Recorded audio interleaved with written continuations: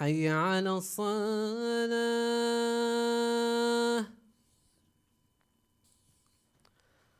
حي على الصلاة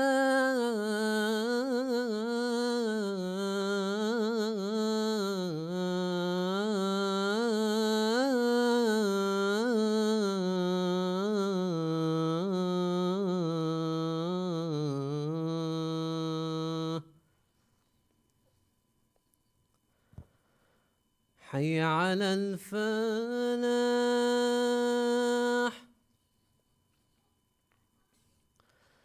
حي على الفلاح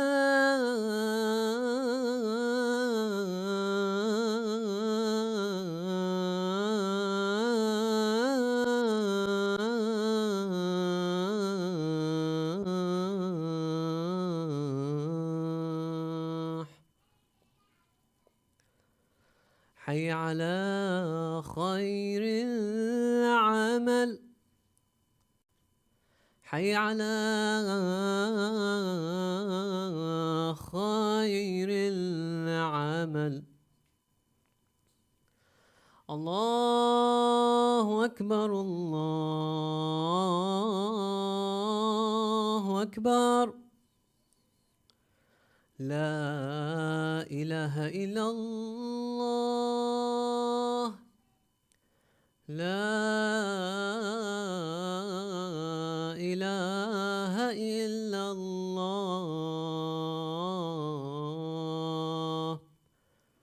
وصلى الله على سيدنا محمد وآله وسلم.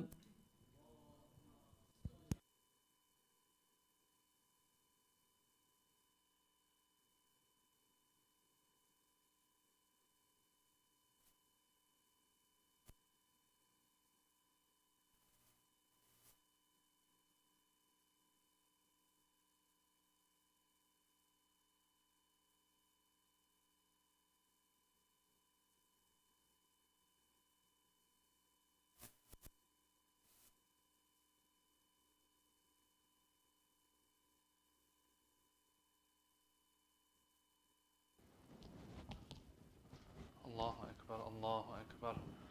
أشهد أن لا إله إلا الله. أشهد أن لا إله إلا الله. أشهد أن محمدا رسول الله صلى الله عليه وآله. أشهد أن محمدا رسول الله صلى الله عليه وآله. أشهد أن عليا ولي الله وأنه حجة الله صلوات الله عليه. حي على الصلاة حي على الصلاة حي على الفلاح حي على الفلاح حي على خير العمل حي على خير العمل. قد قامت الصلاة قد قامت الصلاة.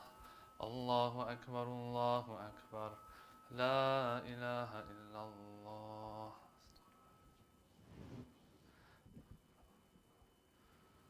الله أكبر. بسم الله الرحمن الرحيم. الحمد لله رب العالمين الرحمن الرحيم مالك يوم الدين. إياك نعبد وإياك نستعين. اهدنا الصراط المستقيم صراط الذين أنعمت عليهم غير المغضوب عليهم ولا الضالين.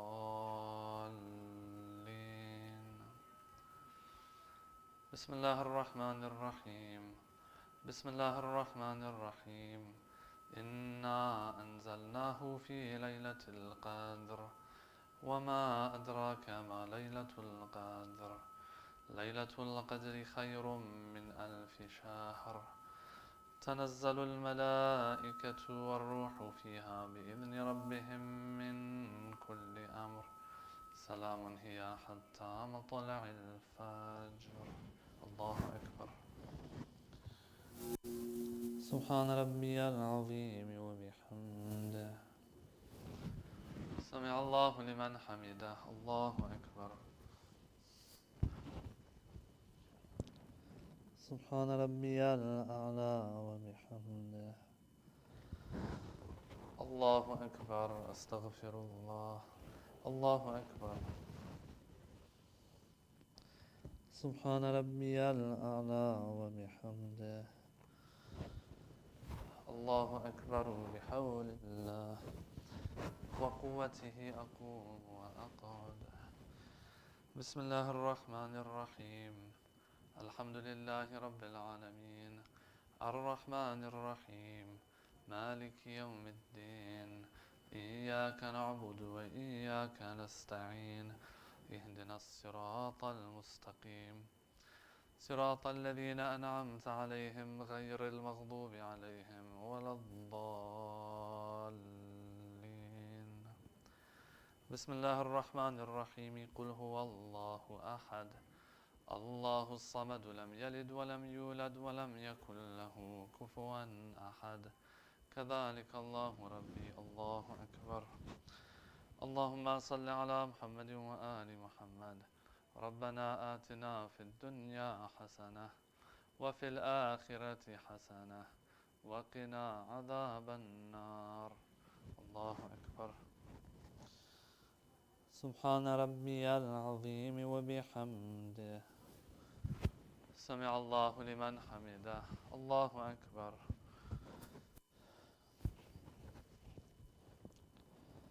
سبحان ربي الأعلى وبحمده. الله أكبر. أستغفر الله. الله أكبر. سبحان ربي الأعلى وبحمده. الله أكبر. الحمد لله. أشهد أن لا إله إلا الله وحده لا شريك له وأشهد أن محمدا عبده ورسوله. اللهم صل على محمد وآل محمد. بحول الله وقوته أقوم وأقعد.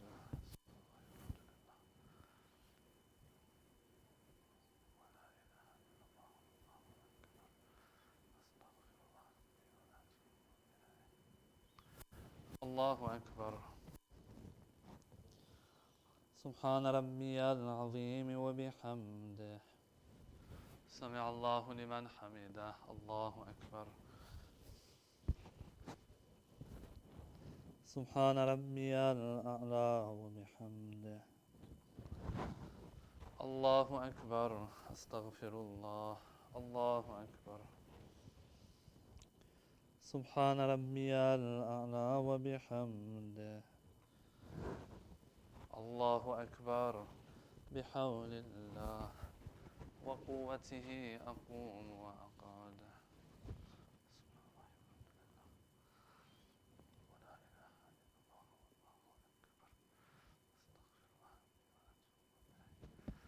الله أكبر. سبحان ربي العظيم وبحمده. سمع الله لمن حمده. الله أكبر. سبحان ربي الأعلى وبحمده. الله أكبر. أستغفر الله. الله أكبر. سبحان ربي الأعلى وبحمده. اللهم صل على محمد وآل محمد. الله أكبر. الحمد لله. أشهد أن لا إله إلا الله وحده لا شريك له وأشهد أن محمدا عبده ورسوله. اللهم صل على محمد وآل محمد. السلام عليك أيها النبي ورحمة الله وبركاته. السلام علينا وعلى عباد الله الصالحين. السلام عليكم ورحمة الله وبركاته. الله أكبر. الله أكبر. الله أكبر.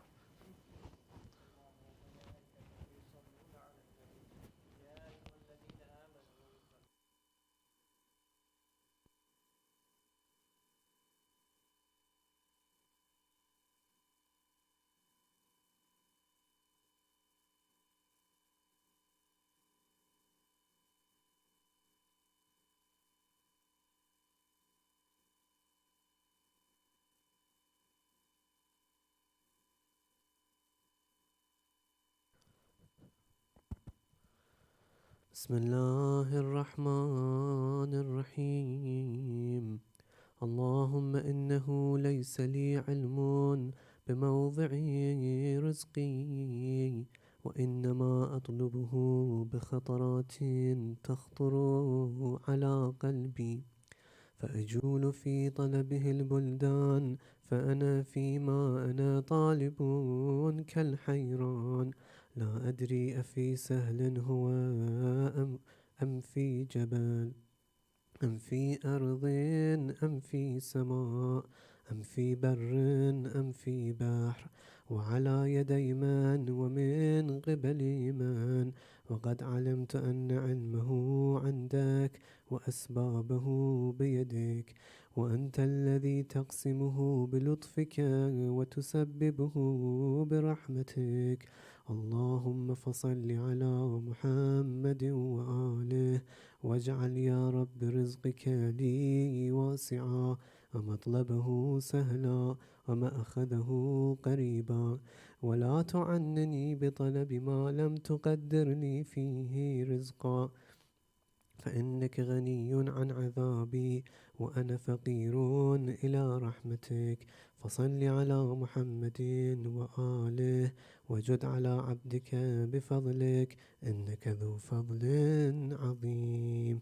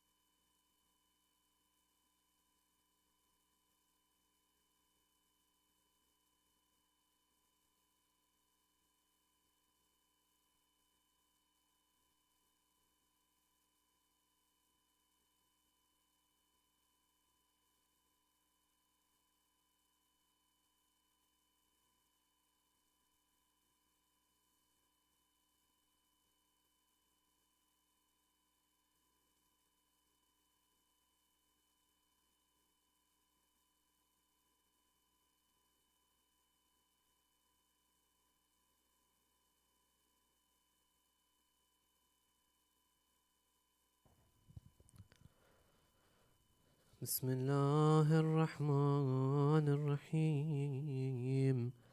اللهم صل على محمد وآل محمد. بسم الله الرحمن الرحيم.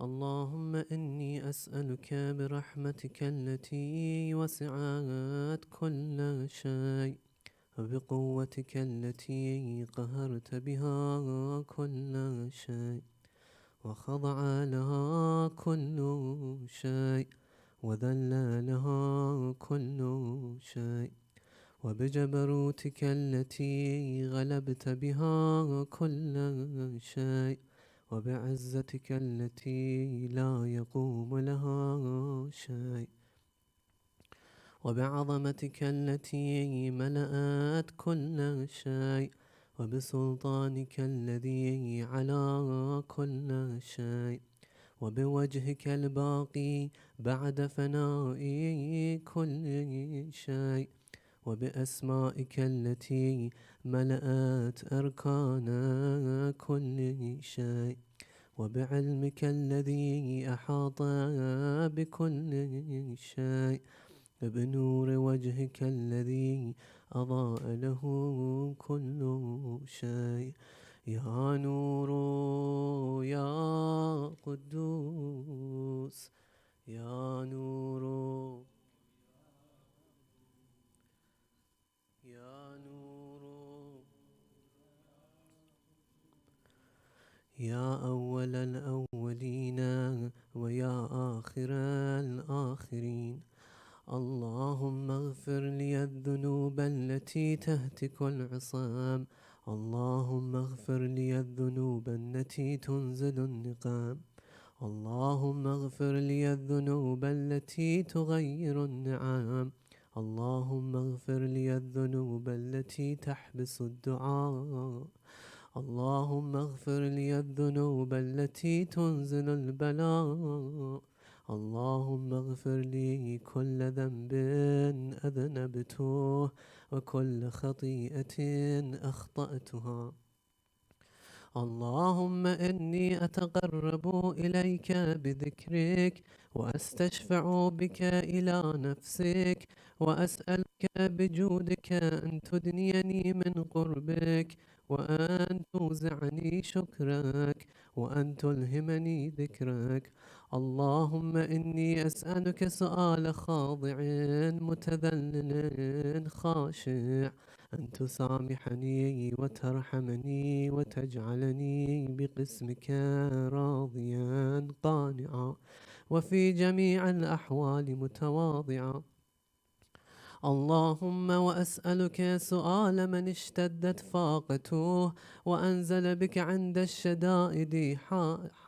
شدائد حاجته وعظم فيما عندك رغبته اللهم عظم سلطانك وعلى مكانك وخفي مكرك وظهر أمرك وغلب قهرك وجرت قدرتك ولا يمكن الفرار من حكومتك اللهم لا أجد لذنوبي غافرا ولا لقبائحي ساترا ولا لشيء من عملي القبيح بالحسن مبدلا غيرك لا إله إلا أنت سبحانك وبحمدك ظلمت نفسي ظلمت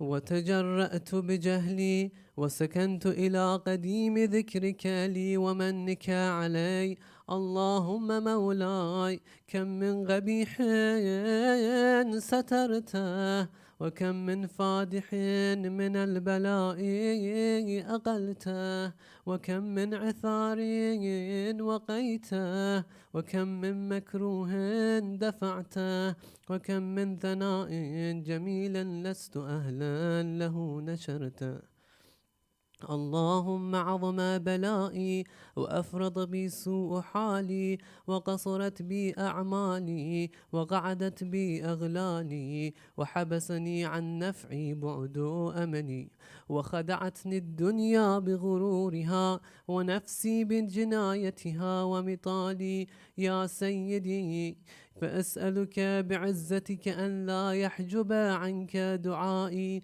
سوء عملي وفعالي، ولا تفضحني بخفي ما اطلعت عليه من سري، ولا تعاجلني بالعقوبة على ما عملته في خلواتي من سوء فعلي وإساءتي ودوام تفريطي وجهالتي وكثرة شهواتي وغفلتي. وكن اللهم بعزتك لي في كل الأحوال رؤوفا، وعلي في جميع الأمور عطوفا. إلهي وربي من لي غيرك، أسأله كشف ضري والنظر في أمري. إلهي ومولاي أجريت علي حكما اتبعت فيه هوى نفسي، ولم أحترس فيه من تزيين عدوي، فغرني بما أهوى وأسعده على ذلك القضاء، فتجاوزت بما جرى علي من ذلك بعض حدودك، وخالفت بعض أوامرك، فلك الحمد علي في جميع ذلك، ولا حجة لي فيما جرى علي فيه قضاؤك، وألزمني حكمك وبلاؤك. وقد أتيتك يا إلهي بعد تقصيري وإسرافي على نفسي، معتذرا نادما منكسرا مستقيلا مستغفرا منيبا مقرا مذعنا معترفا، لا أجد مفرا مما كان مني ولا مفزعا أتوجه إليه في أمري غير قبولك عذري وإدخالك إياي في سعة رحمتك. اللهم فاقبل عذري وارحم شدة ضري وفكني من شد وثاقي. يا رب ارحم ضعف بدني، يا رب ارحم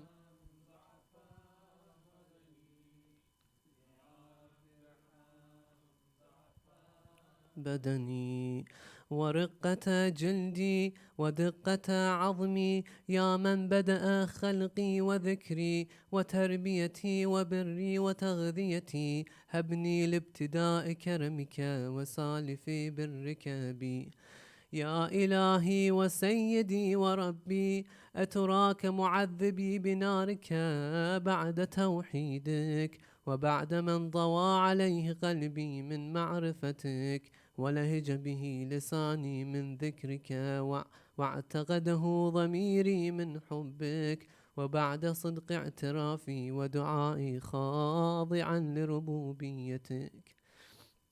هيهات أنت أكرم من أن تضيع من ربيته، أو تبعد من أدنيته، أو تشرد من آويته، أو تسلم إلى البلاء من كفيته ورحمته. وليت شعري يا سيدي وإلهي ومولاي، أتسلط النار على وجوه خرت لعظمتك ساجدا، وعلى ألسن نطقت بتوحيدك صادقا وبشكرك مادحا، وعلى قلوب اعترفت بإلهيتك محققة، وعلى ضمائر حوات من العلم بك حتى صارت خاشعة، وعلى جوارح سعت إلى أوطان تعبدك طائعة، وأشارت باستغفارك مذعنة ما هكذا الظن بك، ولا أخبرنا بفضلك عنك. يا كريم يا رب، يا كريم يا رب، يا كريم. وأنت تعلم ضعفي عن قليل من بلاء الدنيا وعقوباتها، وما يجري فيها من المكاره على أهلها، على أن ذلك بلاء ومكروه، قليل مكثوه، يسير بقاؤه، قصير مدته، فكيف احتمالي لبلاء الآخرة وجليل وقوع المكاره فيها، وهو بلاء تطول مدته ويدوم مقامه، ولا يخفف عن أهله، لأنه لا يكون إلا عن غضبك وانتقامك وسخطك. وهذا ما لا تقوم له السماوات والأرض يا سيدي، فكيف لي وأنا عبدك الضعيف الذليل الحقير المسكين المستكين. يا إلهي وربي وسيدي ومولاي، لأي الأمور إليك أشكو، ولما منها أضج وأبكي، لأليم العذاب وشدته أم لطول البلاء ومدته؟ فلئن صيرتني للعقوبات مع أعدائك، وجمعت بيني وبين أهل بلائك، وفرقت بيني وبين أحبائك وأوليائك، فهبني يا إلهي وسيدي ومولاي وربي. صبرت على عذابك، فكيف أصبر على فراقك؟ وهبني صبرت على حر نارك، فكيف أصبر عن النظر إلى كرامتك؟ أم كيف أسكن في النار ورجائي عفوك؟ فبعزتك يا سيدي ومولاي أقسم صادقا، لئن تركتني ناطقا لأضجن إليك بين أهلها ضجيج الآمنين، ولأصرخن إليك صراخ المستصرخين، ولأبكين عليك بكاء الفاقدين، ولأنادينك أين كنت يا ولي المؤمنين، يا غاية آمال العارفين، يا غياث المستغيثين، يا غياث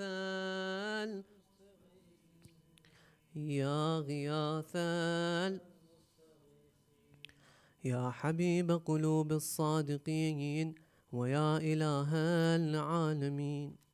أفتراك سبحانك يا إلهي وبحمدك تسمع فيها صوت عبد مسلم سجن فيها بمخالفته، وذاق طعم عذابها بمعصيته، وحبس بين أطباقها بجرمه وجريرته، وهو يضج إليك ضجيج مؤمل لرحمتك، ويناديك بلسان أهل توحيدك، ويتوسل إليك بربوبيتك.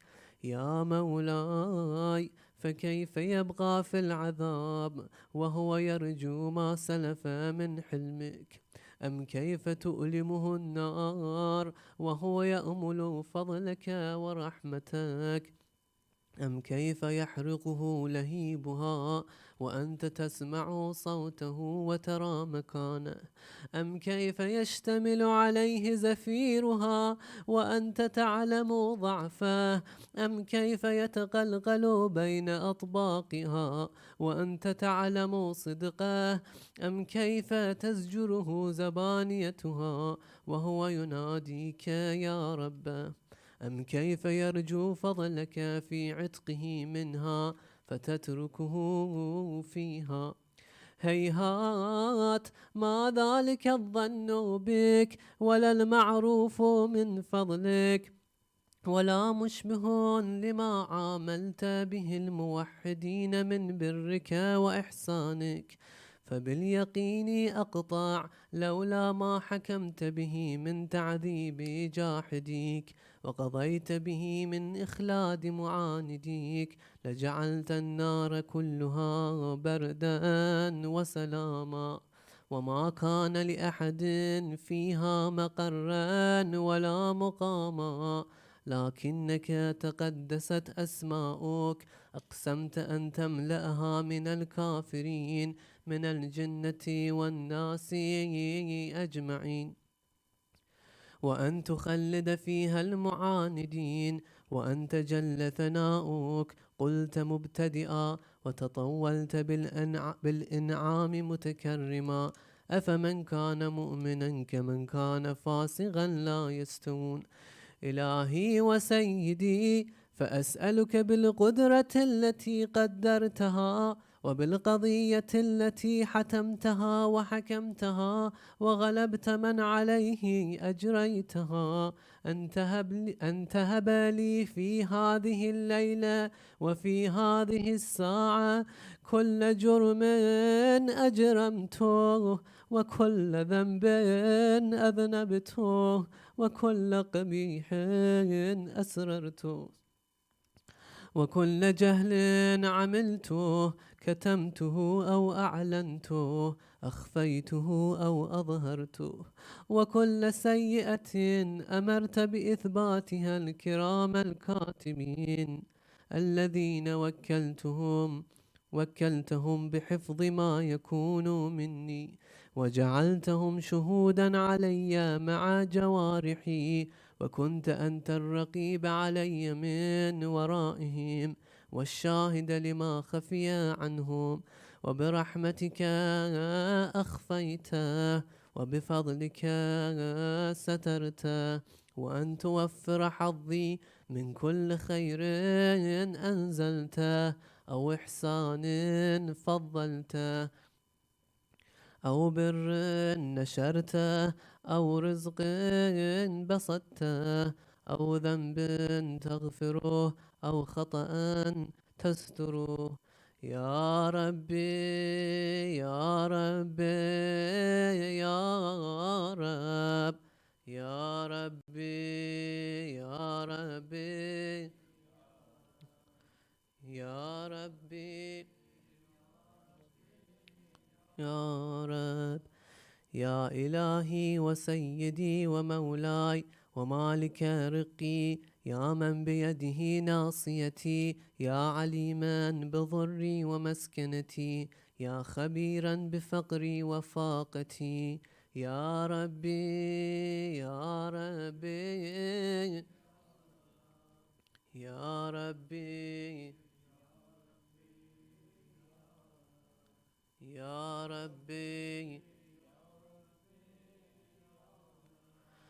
أسألك بحقك وقدسك وأعظم صفاتك وأسمائك أن تجعل أوقاتي من الليل والنهار بذكرك معمورة وبخدمتك موصولة وأعمالي عندك مقبولة حتى تكون أعمالي وأورادي كلها وردا واحدا وحالي في خدمتك سرمدا. يا سيدي يا من عليه معولي يا من إليه شكوت أحوالي يا ربي يا ربي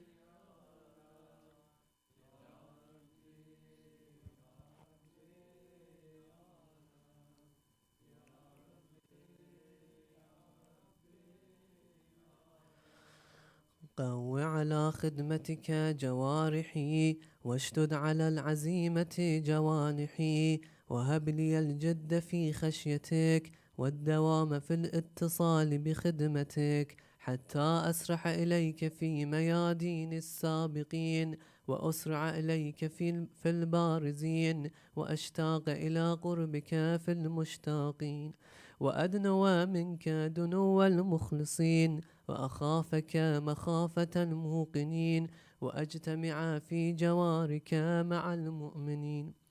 اللهم ومن أرادني بسوء فأرده ومن كادني فكده واجعلني من أحسن عبيدك نصيبا عندك وأقربهم منزلة منك وأخصهم زلفة لديك فإنه لا ينال ذلك إلا بفضلك.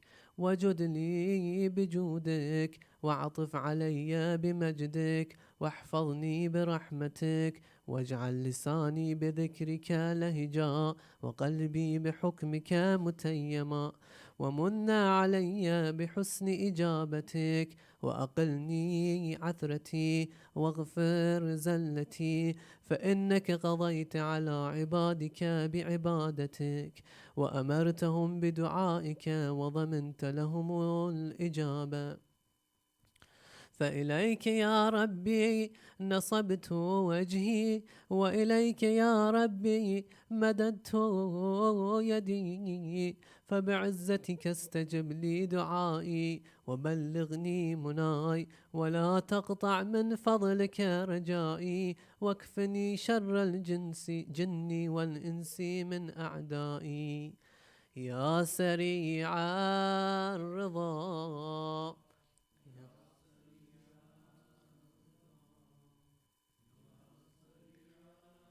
رضا يا سريع الرضا اغفر لمن لا يملك إلا الدعاء فإنك فعال لما تشاء يا من اسمه دواء وذكره شفاء وطاعته غنى ارحم من رأس ماله الرجاء وسلاحه البكاء يا سابغ النعم يا دافع النقام يا نور المستوحشين في الظلام يا عالما لا يعلم صل على محمد وآل محمد وافعل بي ما أنت أهله وصلى الله على رسوله والأئمة الميامين من آله وسلم تسليما كثيرا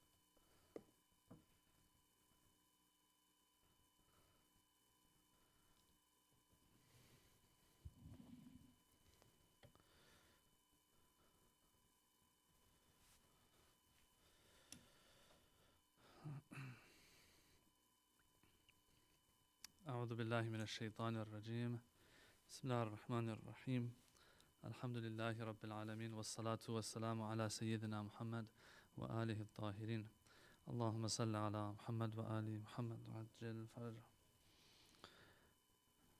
In our last session we spoke about the Akhbaris and what they're famously known for, rejecting the referral of a mujtahid to the Quran when it comes to those verses of the Quran that we don't have a hadith for, okay? Or those verses that are not super clear. Okay, when it says Allah is one, it's a clear verse. But anything other than that, that's not clear, as they say, is not nas, but is only a zahir, is only an apparent meaning, we're not allowed to go to that, unless we have a hadith for it. And I mean, it might sound very off, and we spoke about how different ulama have fought against that idea, but they'll have their reasons. So for example, the verse that says, فَاغْسِلُوا وُجُوهَكُمْ وَأَيْدِيَكُمْ إِلَى الْمَرَافِقِ, that famous verse for wudu. What does it say? It says, wash your hands till the elbows. What is the zahir meaning of this? What is the first meaning that comes to anyone's mind when they look at this verse? It's saying, wash your arms to the elbows. That implies, okay, that you have to, the motion is from the fingers till the elbows. إلى المرافق. But then the Imams come along and they say, no, what is meant is, in this verse is, it's just designating the fingertips to the elbows as the area that has to be washed, but it's not talking about the motion, the direction of the motion. It's not talking about that. So sometimes the Imams will say certain things that will go against the apparent meaning of the Quran. And so if there are any other verses out there that we're not 100% sure what is meant by it, only we have a zahir meaning of it, the apparent meaning of it, but they can also be understood in another way, they say, no. We have to go to the hadith. If there's no hadith for it, we're not going to go anywhere. We're not going to do anything. We're not going to refer to that verse of the Quran for our ijtihad, for our ahkam. Okay? And then the ulama have their own reasons that say, no. Yes, if we have a hadith that tells us otherwise, then we will go to that hadith. But if we don't have it, we go to the zahir meaning of the Quran. It's not like we have to only go to the verses that are definitive in their meaning, and there's no other meaning that can be meant by it. Okay? And the argument goes on. But that was the discussion we had last week. Now, if you are one who believes that we cannot go to the Quran when it comes to the zahir meaning of the Quran, then we're done. We don't need to discuss anything else regarding Quran in ijtihad. We're left with sunnah and other things, hadith and other things. But if a person, which this is the mainstream view, if a person believes that no, we can go to the Quran and the zahir meaning of the verses of the Quran are binding on us, they are hujjah on us. If someone believes that, then these next discussions come, okay? So this topic onwards assumes that one believes in referring to the Quran. If you don't believe in that, these discussions are pointless, okay? Now, having said that, the discussions that we're going to have here onwards, they are actually discussions that are telling us that we can have a zahir meaning of the Quran that we go to. But the question now is it possible for there to be a zahir meaning of Quran? Is it even possible? Okay? We'll explain as we go on. The Akhbaris, they said, look, even if you have a zahir meaning of a verse, you cannot refer to that. Okay? Others, mainstream, said, no. If there's a zahir meaning, it's binding on you. It's hujjah. You have to refer to it. But then there are some who come along and say, yeah, I believe we can refer to the Quran in the zahir meaning of the Quran. The problem is, I can never be 100% sure what the zahir meaning of the Quran even is. Why? They say because there might be some verses in the Quran that never reached us. And those are context clues for us to understand what the zahir meaning of a verse was. So these people, they won't have an issue with referring to the Quran. They just say, we have other problems. So the Akhbaris are saying there's a problem in and of itself when it comes to referring to the Quran, the zahir meanings of the Quran. These people now are going to have an issue not in of itself referring to the Quran, but rather they'll say we don't have a zahir meaning because we don't have access to the entire Quran. Why do you say that? Tahriful Quran, alteration of the Quran. Now, before I take your question, this is a Quranic sciences discussion. And the discussions that we'll have, the ensuing ones as well, are going to be discussions that are mainly Quranic sciences and might even reach into theology even to an extent, okay? So although ijtihad has to do with fiqh and ahkam, yeah, but you see how these sciences are now here, they're stuck to each other, they're intertwined. Why? Because you're going to have this discussion in fiqh, but at the same time, the roots of it are in Quranic sciences, whether it's tahrif of the Quran or other things that we'll get to in ensuing sessions. Yes?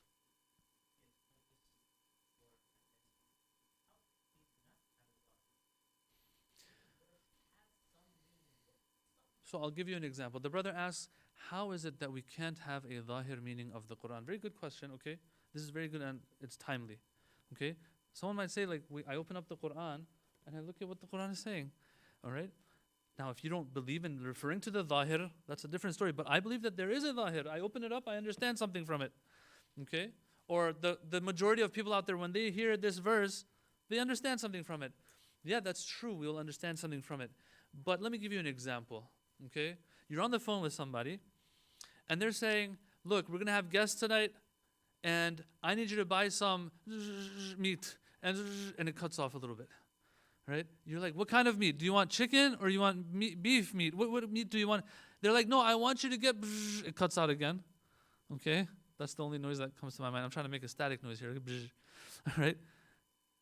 I want you to get it from store. You're like, which store do you want me to get it from? Like, I'm saying get it from store, and it keeps cutting off, okay? You didn't have access to the entire kalam, as they say, okay? So yeah, you're understanding something from it. But here in technical terms, they say, the zahir is not mun'aqid for you. It's not complete for you because you don't have the entire context, okay? The people who say, we believe in following the zahir meaning, only if we have access to all the context clues. That they're saying that in cases where we're not sure if all of the context clues are there, they'll say, we can't promise you that we have a good picture of the zahir of that verse. That's what they're saying, okay? So I don't blame them. If a person really believes that the Quran was altered, and we'll talk about the different types of alteration in a second. The Quran was altered, messed up, messed with, okay? What happens is, they say, look, I understand it when I open it, but what if there's something else that was there that's cut out? Now someone might raise their eyebrows, like, what are you talking about? Is that even possible? Oh, we'll talk about how there are some who believe this and what their reasons are for it.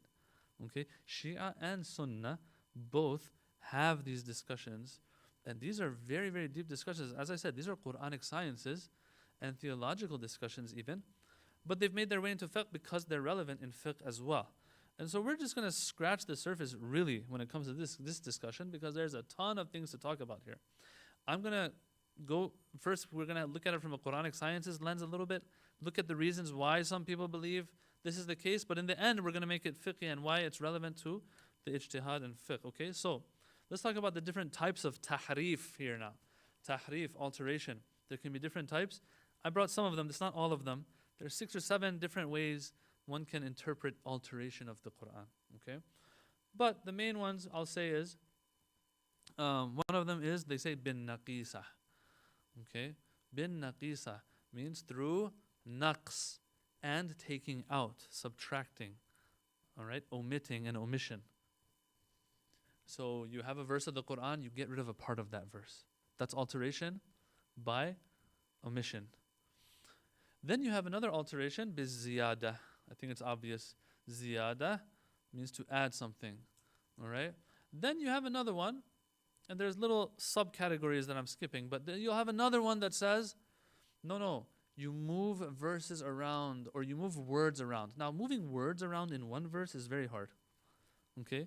Because we all know that there's a grammar that the Quran follows, there's a whole eloquence that it has, and so on. And when you move words around, usually you can easily tell. Unless a letter here or there, maybe a particle here or there. And there's a famous story about Abu Dhar and how he stood up against, I think it was Muawiyah. Muawiyah and them wanted to move a waw, which means and in Arabic. They wanted to move that waw so that a certain verse doesn't apply to them. And Abu Dhar said, I won't let you do that. That's a story I remember from a long time ago. Anyway, it's not going to be that easy. The best you can do is maybe move a particle around and people won't notice. But all in all, to move words in a verse around is very difficult to pull off. And people believe you. But you might be able to move verses from one surah to another and people might not notice. Does mainstream believe in this? That moving words around moving verses around has happened? No, they don't. I remember though in one of Tabatabai's books, not in his Al-Mizãn, but in one of his books, when they ask him, he does say there's 1 or 2 cases he believes that has happened. That verses have been placed somewhere else, or a big portion of a verse has been placed somewhere else, so that in order to mislead certain individuals, okay? And it's those famous verses that we know have to do with the Shia school of thought, okay? Like in Surah Ma'idah, the famous verse of Ikmaluddin, those ones, okay? Anyway.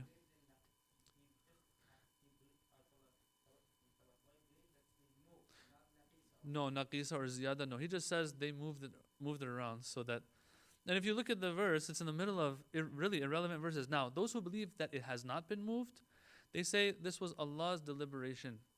Allah put it in the middle of verses that are not relevant to each other, so that no one thinks of him omitting these verses. Because when Allah says, I'm going to protect the Quran, He protects it in this way. Tabatabai, in that book of his, I don't know if that was something that a view that he held till the end. I don't know. But it's in that one book that he does say this, that he says that I believe that one or two of these cases have happened.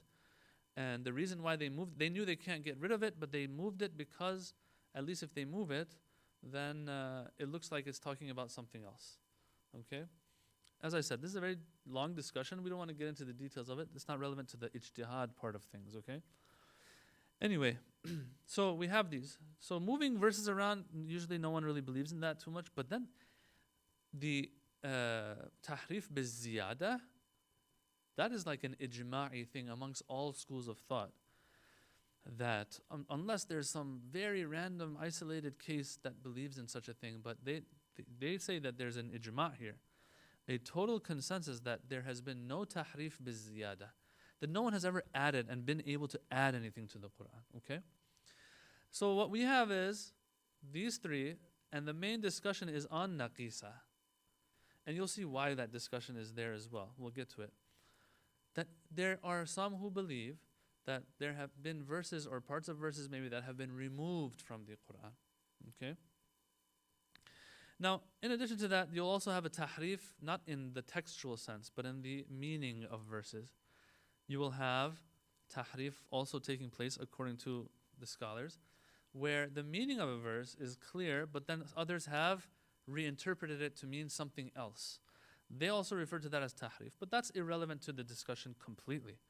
What we're talking about is textual tahrif, and the tahrif that we have, that we need to discuss, is al-naqisa, al-tahrifu bin-naqisa, taking out and omitting verses of the Quran. So these people say, look, we believe that we're supposed to follow the Quran. We're not like the akhbaris. We say follow the zahir, but the problem is I cannot ascertain and establish the zahir of a verse, because there's always a chance that that verse is a verse that they touched, they altered. All right? That's the discussion. That's the entire discussion. What are your arguments that there is tahrif? There's about 12 arguments. Now, who's the main person here, bichara, that his name is always mentioned when it comes to tahrif? His name is Haji Nuri, right? Mirza Haji Nuri, of the teacher of Sheikh Abbas Qummi. Okay? He has a hadith book called Mustadrakul Wasail. Those of you who know, you know. Mustadrakul Wasail means those ahadith that Wasailu Shia missed, but he should have brought into his Wasailu Shia. Sheikh Hur'amili has a book right now that is used, the most famous book of hadith that is used in the seminaries, in Dars Kharij, right? Wasailu Shia, which in reality Wasailu Shia is a compilation of our main sources and other things, okay? What Hur'amili did was that he's buried in Mashhad in the Haram of Imam Riza. He has a little thing that goes downstairs. You can see it, a little grave there. Anyway, so Shaykh Hur'amili, he compiled Al-Kafi, Tahdhib, Man La Yahdur Al-Faqih, these main books and other books, he brought them all into one, okay? And so now mujtahids, when they want to do ijtihad, they'll just go to that book. That book has its pros, it has its cons as well, okay? Anyway, there are some hadiths, Haji Nuri felt that Hur'amili should have brought in Wasailu Shia. So he made another compilation and collection called Mustadrakul Wasail that will make up for those, brings the hadiths that you should have brought but you missed. Now, there's a whole discussion on what these Mustadrak collections are. This is not the only one, and you also have them in the Sunnis as well. Okay? Like you have Mustadrak Muslim or Mustadrak, I think it's Mustadrak of Sahih Muslim, if I'm not mistaken, of An-Nishaburi and these ones. They're famous. And usually the Shias find the hadiths they want in these Mustadrak books. But there's a whole discussion there, okay? I don't want to get into that. Anyway, excuse my memory, I don't remember. It was Mustadrak al-Sahihain, Mustadrak, I think it was al-Mustadrak al-Sahihain, if I'm not mistaken. Anyway, so this Mustadrak Wasail is a whole collection, but no one even receives this book. Like no one ever goes to this book, okay? Yeah, and lots of times these hadiths that some people cite, you'll see in the bottom it says Mustadrakul Wasail. It's not taken that serious. The reason why I'm spending some time here to explain, because we're going to get to what others have said in regards to this. Now this Haji Nuri, because he has these strong hadith inclinations and kind of like an akhbari type of approach to hadith, okay, he has a book, Faslul Khitab, like the last say, the last word, the last thing that one can say, the ultimate statement on what? Al-Fasl al-Khitab في تحريف الكتاب في تحريف كتاب رب الأرباب or something like that. He has a book, this is very famous, Fasl al-Khitab, which means when the final verdict, okay? The final verdict on the tahrif of the Quran. Okay? And it's not a fiqhi book. It's a Quranic sciences book, I would call it, in which he discusses tahrif al-Quran. And in that book, he brings 12 reasons for why he believes that tahrif is very likely, but tahrif bin naqisa, of course. Okay? And the Sunnis, they usually the ones who want to really give a bad name to the Shia and show that they're on the path of misguidance, okay, they will cite what he says in this book. And it's unfortunate. Our great ulama today, they're upset that he actually, wrote such a book. Okay? And so he has his reasons. Let's go through 12 reasons very quickly and concisely. He says, number one, he says, we have a hadith that tell us that what happened to previous nations and previous religions and faiths will happen to Islam as well. Well, guess what? What is one of the main things that happened to previous faiths? Their books were altered. So Quran will also be altered. Number two, he says the way that the Quran was put together and collected and compiled, the way they did it usually will yield alteration. The way they did it. And that itself has its own discussion. He says the Sunnis, they have something that's called Naskhut Tilawa, which is, once again, it's a long story, and we don't believe in that. They do though, and that itself implies, and that equals tahrif, taking out verses of the Quran. He says Imam Ali had another Quran, the famous thing that's said about the Shias.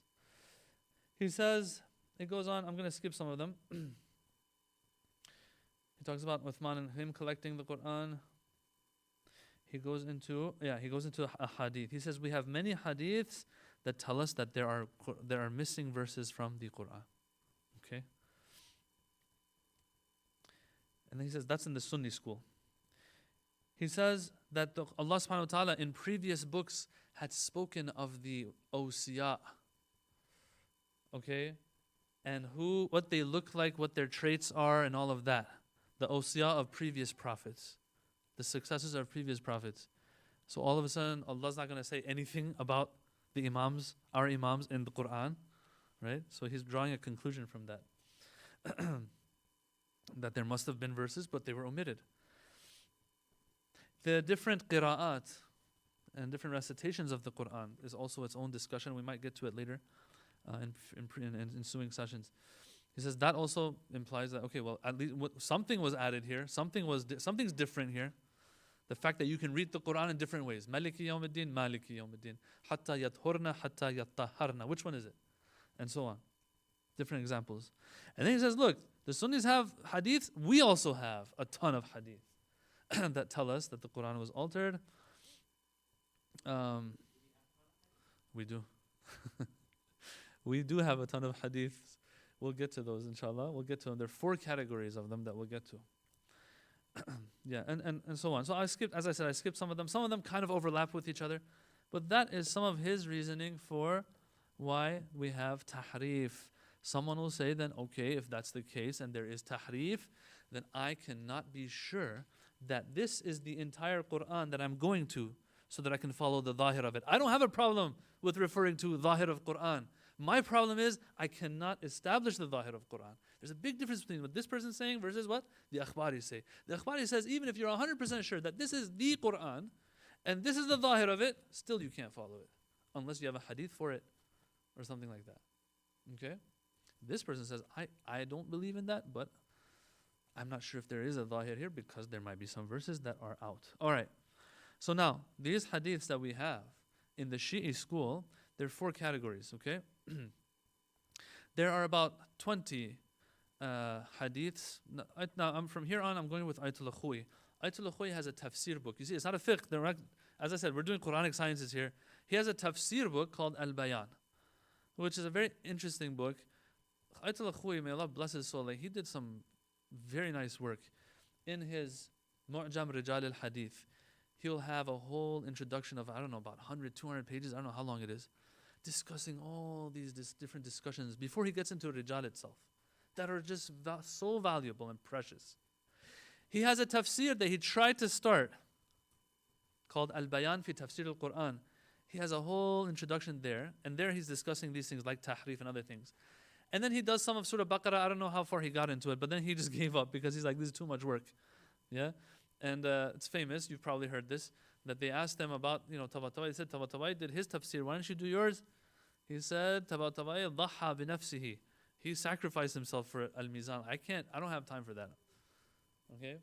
Now, some have interpreted what he said as to mean that Tabatabai got destroyed by his peers because he went into tafsir instead of the conventional fiqh and usul and dars al-kharij stuff. Some have interpreted it like that, but personally I think that what he meant was that look, they spent a lot, he put his whole life into al-Mizãn. Ayatollah Khoui had other responsibilities to take care of. Alright, so anyway, he did give it a shot though, and he has some very valuable information in that introduction of that al-Bayan. Anyway, over there, he discusses these 4 categories of hadith. And he says the first category are those hadiths that actually use the term tahrif in them. They actually say tahrif. He says we have about 20 hadith that say tahrif took place. Okay? I'll give you one example of that. It says that the 5th Imam, he says that he narrates the famous hadith of Thaqalain. He says Rasulullah sallallahu alaihi wasallam, he said in Mina, here it says in Mina, قال أيها الناس إني تارك فيكم الثقلين أما إن تمسكتم بهما لن تضلوا كتاب الله وعترتي, the famous hadith. All right, and then he went on and وَالْكَعْبَةُ الْبَيْتُ الْحَرَامِ, and also the Kaaba. Okay, the hadith continues. So hadith Thaqalain is a longer hadith. It's not just that part that we usually cite, right? So apparently, the one that he said in Mina, according to this hadith, is a longer one where the Prophet also speaks about other things, including the Kaaba. That is, the Kaaba is Baytullah, is al-Baytul Haram, that sacred sanctuary whose sanctity is not to be compromised. Okay. Then Imam al-Baqir goes on. He says, "Amma kitabullah faharrafu." As for the book of Allah, they did tahrif of it. Harrafu is the verb of tahrif. They did tahrif of it. Wa amma al-Ka'ba fahadamu. The Kaaba, they destroyed it, right? During Yazid's time, or when Yazid, it was a little bit after Yazid had died. They went and they destroyed the Kaaba, and later on in the future also they did that. أما العترة فقتلوا. As for the family of the Prophet, the Itra, they killed them. So this is one example that says the Quran, they did tahrif of it. Second category of hadiths. They won't have the term tahrif in them, but they're saying that they're the names of the Imams, you can find those in there. The Imams' names were in the Quran, right? Now Shia is going to be listening to this, they're going to love what they're hearing right now. Right? But anyway, Ayatollah Khoui, he dismisses all of these things that we're talking about right now, just letting you know, and all of the ulama.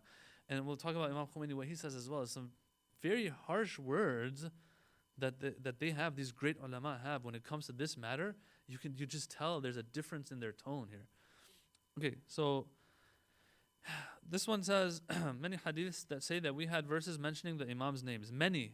Ayatollah Khoui says many verses. Many hadith, So one of them, the 6th Imam, لو قرئ القرآن كما أنزل, if the Quran was to be recited the way it was revealed, لألفينا مسمين. Okay, those are, if you know Arabic, yeah, this is not alfayna, لألفينا, it has to be read in majhul. لألفينا, we would be found in it مسمين, by name, okay, by ism, you would have found us in there. Right? Once again, it sounds really nice, right? But Ayatollah Khoui dismisses these, very strongly. Next one. the hadith that say there were things added and taken out. So you take something out and then you put something else instead of it. All right? For example, in Tafsir al-Ayyashi, it has a hadith by Imam Sadiq that he said regarding the verse, Inna Allah hastafa Adama. This is a famous one. Adama wa Nuhan wa ala Ibrahim wa ala Imran ala al-alameen. Famous verse. Did you see ala Muhammad in there? No, you didn't. But someone apparently felt like there's something missing here or something has to be replaced. And so there's hadith now, it says that Imam Sadiq, he said, Huwa ala Ibrahim wa alu Muhammad ala al-alameen fawada'u isman makana ismin. So in reality, he says it was ala Ibrahim wa ala Muhammadin ala al-alameen. But no, this was taken and then ala, I think Ibrahim was put in its place. Something like that. Or ala Imran, was put in its place. Right? So 4 things he's saying initially were in the verse. They took one out, replaced it with another 4th. What was it he's saying, according to this hadith, which we don't accept, of course, inshallah. Inna Allah astafa Adama. 1. Allah chose Adam. Wa Nuhan, wa ala Ibrahim, wa ala Imran, ala al-alameen. They said, you know what? Ala Imran, we don't really care about him too much.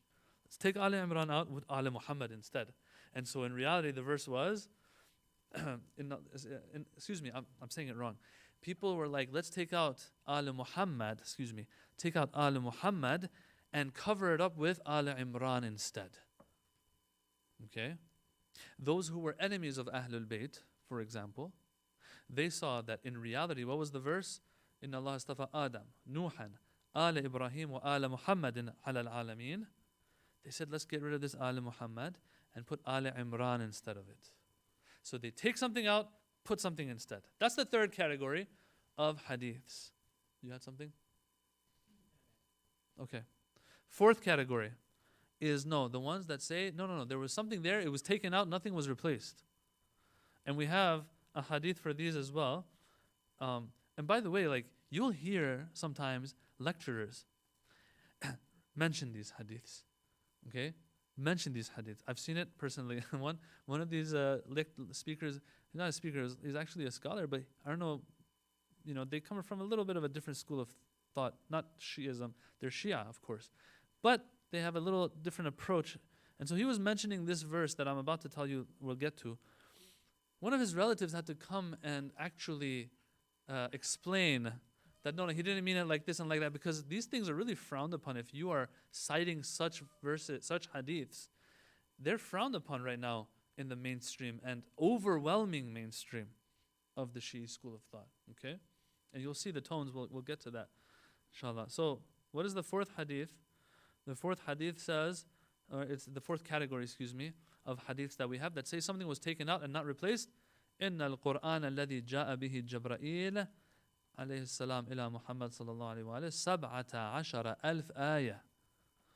It's a very famous one, and some of you have probably heard it. That the real Quran that was revealed to our Prophet صلى الله عليه وآله was actually 17,000 verses. Okay, that's how many it was. But in reality, brothers and sisters, how many verses does the Quran have right now? That book of God?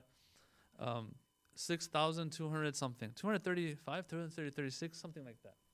Okay, so we're talking more than half of the Quran has been omitted.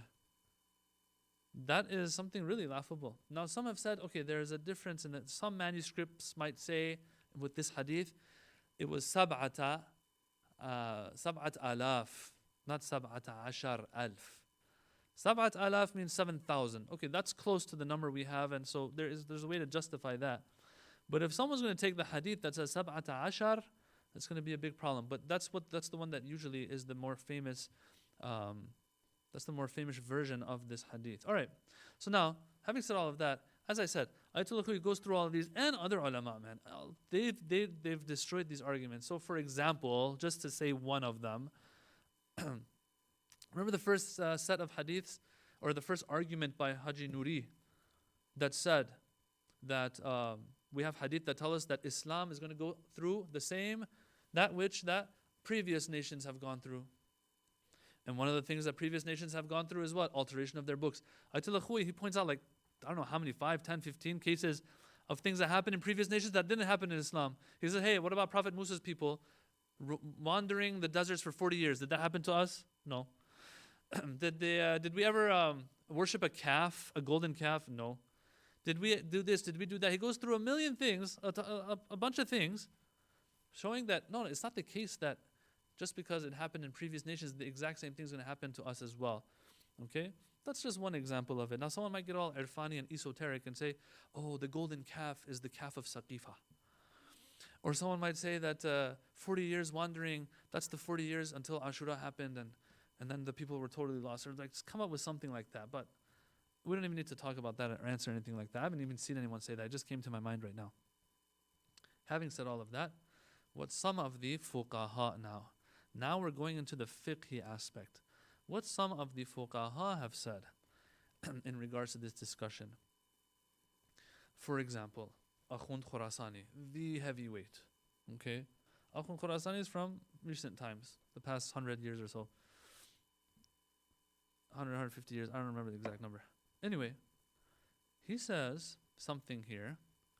He talks about it, although he changes his mind later, or he goes against what he says later. But right now I want to take this part, where he says in his book, the famous book of Kifayatul Usul, which is the staple, okay, which is the book when it comes to Usul al-Fiqh, advanced Usul.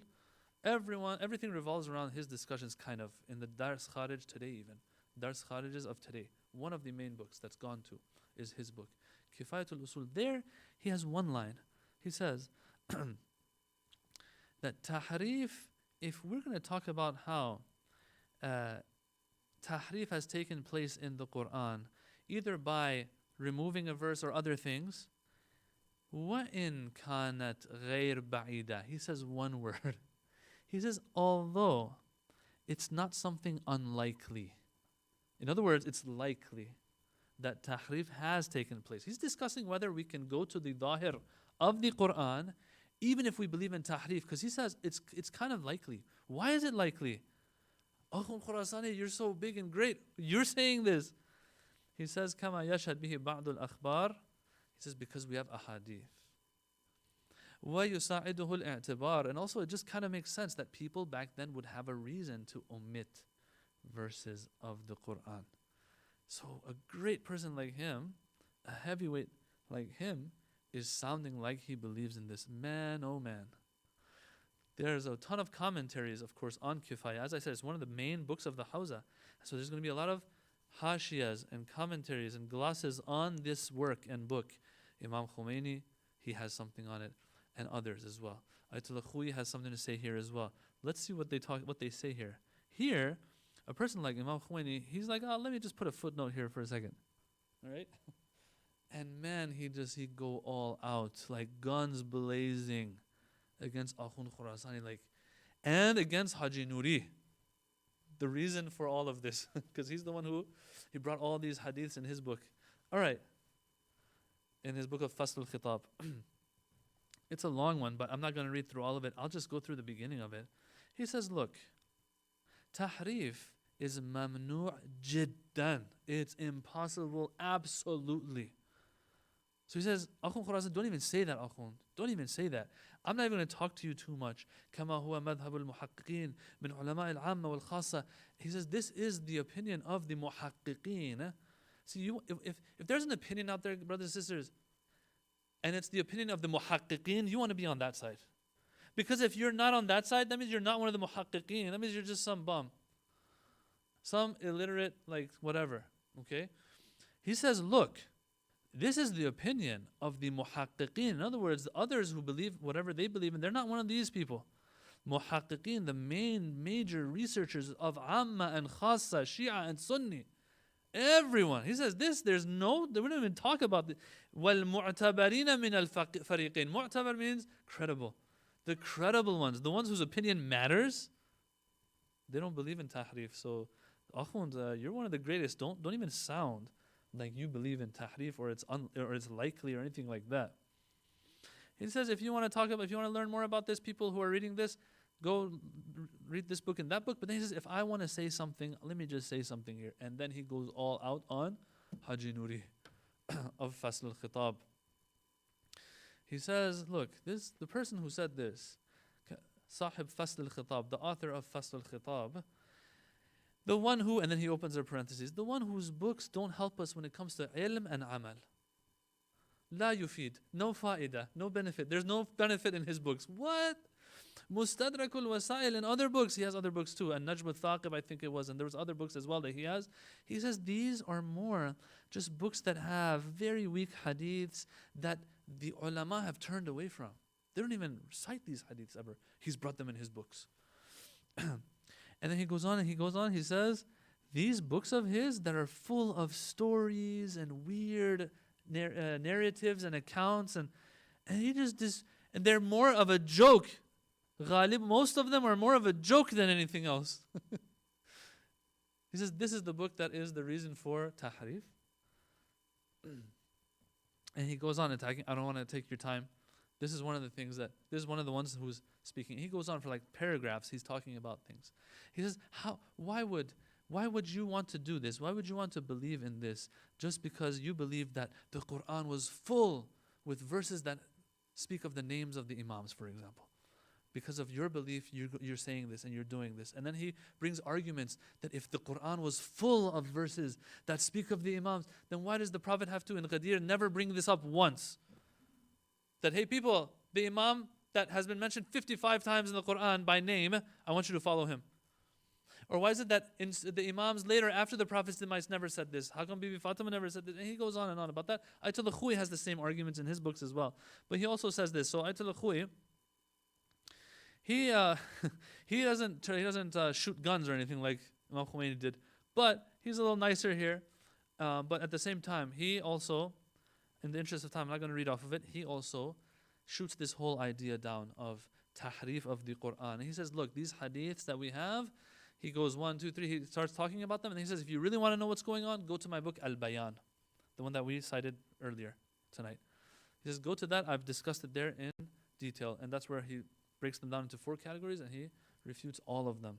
The brothers and sisters, like, this is something that our ulama have fought against. When it comes to the Quran, that is it right there. If you take down the Quran, it's over. And so if you're going to walk on that edge or anything like that, ulama are going to come after you. These are just 2 examples, and others have also put this aside. Articles, books, treaties, everything. Lots of work has been done in that regard, but it's unfortunate. It's unfortunate that the ones who want to attack us, they will go to that one book again, right? Although we have put that one aside, and really the Shia school of thought has turned away from that book of Fasl al-Khitab. Anyway, that's a long discussion, but these are the fuqaha now. And so finally, the final discussion that we're going to have before we end, it's going to be short, is, okay, let's just assume that tahrif bin naqisa did take place in the Quran. Why does this really mean that we cannot establish a zahir for verses of the Quran? Yeah. The most you can say is that you won't be able to establish a zahir for verses, for example, that have to do with beliefs, especially imama and stuff like that. Because you'll say, okay, there's things that have been taken out, so I can't come to the conclusion that the Quran has not said anything about imama. No, how do you know? Maybe there was and they took it out. But we're talking about fiqh. We're talking about ijtihad and ahkam.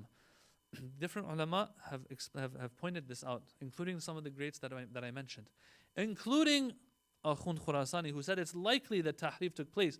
But he still says, even if we believe tahrif took place, still, we can go to the Quran, because the Quran, when it talks about, I don't know, it's haram to consume blood, it's haram to have swine, it's haram to gamble.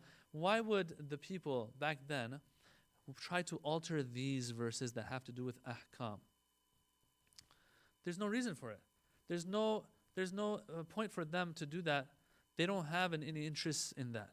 What their interests were, that some will believe and some will say, to omit, if we believe that there was omission, which, as I said, it's not a belief we believe in. But if someone out there does believe in that, it's because of imamah, wilaya, things like that. Things that have to do with theological matters, that have to do with the belief system. Those, there's interests there. Yes, heavy interests that will push someone to do such a thing or attempt such a thing. But when it comes to ayatul ahkam, there's no reason for anyone to touch those verses anyway.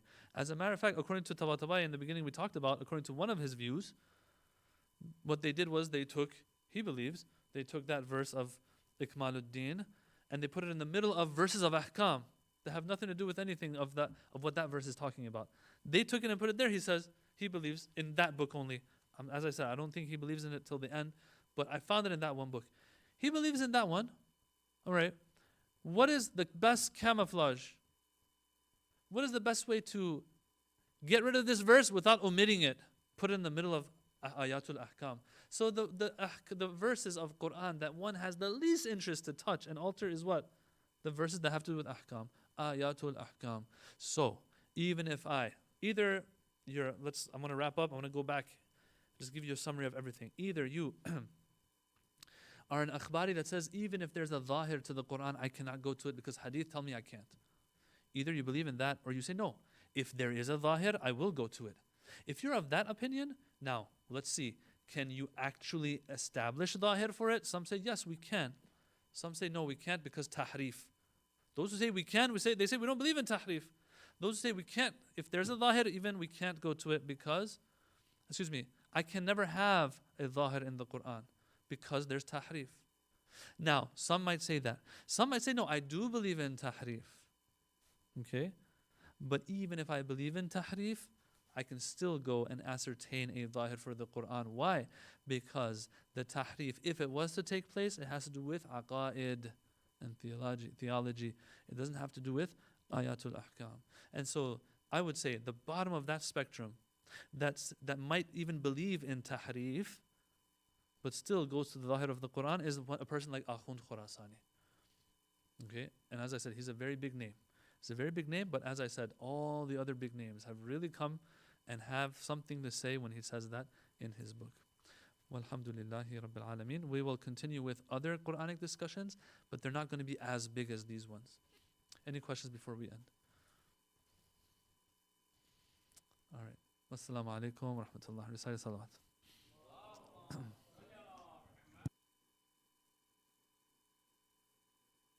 And there's no class next week, probably. Woohoo. Because there's probably going to be another program, inshallah. توجه زيارة. السلام عليك يا رسول الله. السلام عليك يا أمير المؤمنين. السلام عليك يا فاطمة الزهراء سيدة نساء العالمين. السلام على الحسن والحسين سيدي شباب أهل الجنة. السلام على 9 المعصومين من ولد الحسين. السلام عليك يا مولانا يا صاحب الزمان. عجل الله تعالى فرجك وسهل الله تعالى مخرجك وظهورك. السلام عليكم جميعا ورحمة الله وبركاته.